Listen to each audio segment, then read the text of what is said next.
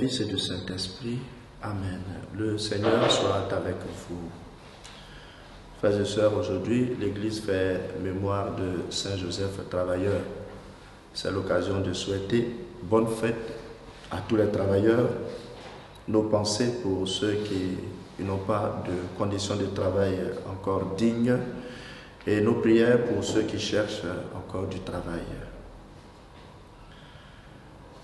Viens, Esprit créateur, tu es l'Esprit aux 7 dons, le doigt de la droite du Père, l'Esprit de vérité promis par le Père, c'est toi qui inspires nos paroles. Évangile de Jésus-Christ selon Saint Jean. Celui qui vient d'en haut est au-dessus de tous. Celui qui est de la terre est terrestre et il parle de façon terrestre. Celui qui vient du ciel est au-dessus de tous. Il témoigne de ce qu'il a vu et entendu et personne ne reçoit son témoignage. Mais celui qui reçoit son témoignage certifie par là que Dieu est vrai. En effet, celui que Dieu a envoyé dit les paroles de Dieu, car Dieu lui donne l'Esprit sans mesure. Le Père aime le Fils et il a tout remis dans sa main. Celui qui croit au Fils a la vie éternelle.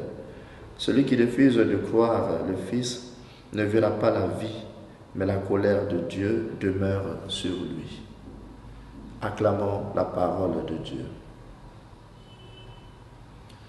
Ces 3 derniers jours passés, nous avons médité dans l'Évangile l'entretien de Jésus et de Nicodème, où Jésus a fait comprendre à Nicodème qu'il est envoyé par Dieu pour le salut.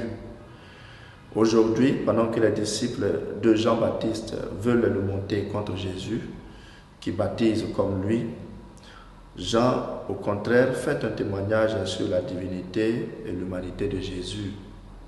Il affirme que Jésus vient d'en haut et lui, Jean, malgré qu'il est le plus grand prophète de l'Ancien Testament, est d'en bas. Cela nous invite, frères et sœurs, à une adhésion à la personne et au message de Jésus, car le Père aime le Fils et a tout remis entre ses mains, et par lui nous sommes sauvés. Refuser de croire en lui, c'est refuser la vie éternelle qu'il nous propose, et donc c'est aller à sa perdition. La colère de Dieu dont il s'agit ici, ce n'est pas une situation, une sanction que le Père nous inflige parce qu'il est fâché, mais le fait de s'éloigner du salut entraîne forcément la déchéance. Puissions-nous croire que Jésus est vraiment le Fils de Dieu et que son message nous accorde le salut.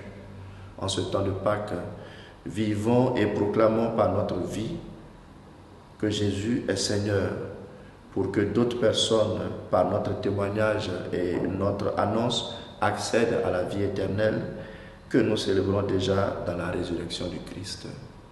Et que le Seigneur nous bénisse, le Père, le Fils et le Saint-Esprit. Amen.